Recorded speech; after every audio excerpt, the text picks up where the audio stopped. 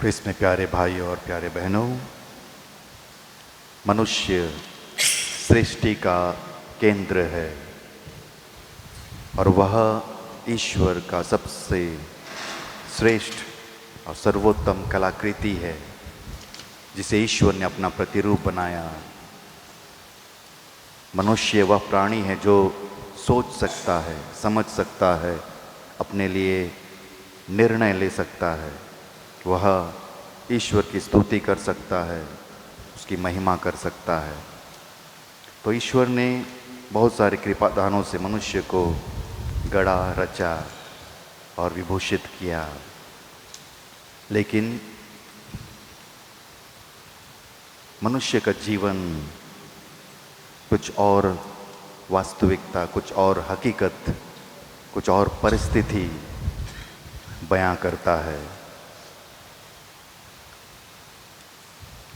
ईश्वर ने उन्हें प्रज्ञा दी, विवेक दिया, ज्ञान दिया, लेकिन मनुष्य अपनी प्रज्ञा का, विवेक का, ज्ञान का इस्तेमाल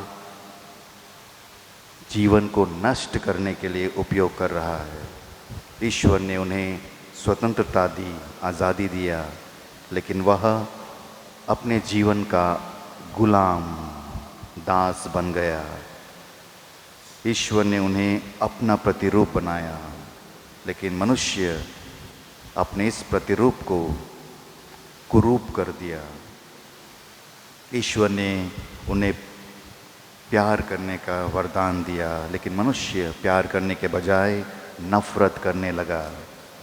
ईश्वर ने मनुष्य को सीधा चलने के लिए कहा, लेकिन मनुष्य बेंड होकर के, झुक करके चलने लगा।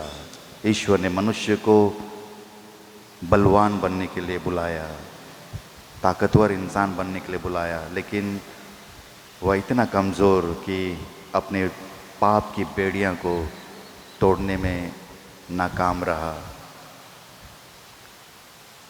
तो ईश्वर ने मनुष्य को जो कृपाएं, आशीर्वाद और गुणों से विभूषित किया ताकि वे अपने जीवन को सुंदर, बेहतर, पवित्र बनाए, लेकिन मनुष्य अपने ईश्वर प्रदत्त वरदानों का दुरुपयोग करते हुए अपने जीवन को पतन की ओर, विनाश की ओर, नरक की ओर ले गया, जो उन्हें उसकी परिस्थिति से, हालात से उभरने के लिए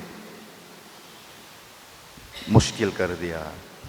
तो मनुष्य की असफल जीवन में प्रभु यीशु क्रिस्त में ईश्वर ने सफलता को प्रदान किया। सफलता के रूप में प्रभु यीशु क्रिस्त को इस दुनिया में भेजा, मनुष्य को दोबारा उनके पटरी पर लाने के लिए, मुक्ति के मार्ग पर लाने के लिए ईश्वर को अपने इकलौते पुत्र प्रभु यीशु क्रिस्त को इस दुनिया में भेजना पड़ा। मनुष्य को मुक्ति प्रदान करने के लिए, पाप की बेड़ियां से मुक्त करने के लिए ईश्वर को अपने इकलौते पुत्र के द्वारा महान बलिदान अर्पित करने के लिए बाध्य किया। और प्रभु यीशु क्रिस्त ने मनुष्य को उनके गंभीर, कठिन परिस्थिति से उभारने के लिए अपनी प्राणों की आहुति दी है, महान बलिदान दिया है। तो इसलिए क्रिस्त में प्यारे भाई और प्यारे बहनों, जो ईश्वर ने हमारे लिए इतनी महान बलिदान दी है, हमारे लिए इतने महान कार्य किए हैं, दुख भोगा, मर गए, पुनर्जीवित हुए हैं और हमारे अंधकारमय जीवन को फिर से प्रकाशित किया है, आलोकित किया है, हमारे आशाहीन जीवन में आशा का संचार किया है। उस ईश्वर की हमारा कंठ, हमारा जीवा सदैव स्तुति करे, महिमा करे, आराधना करे।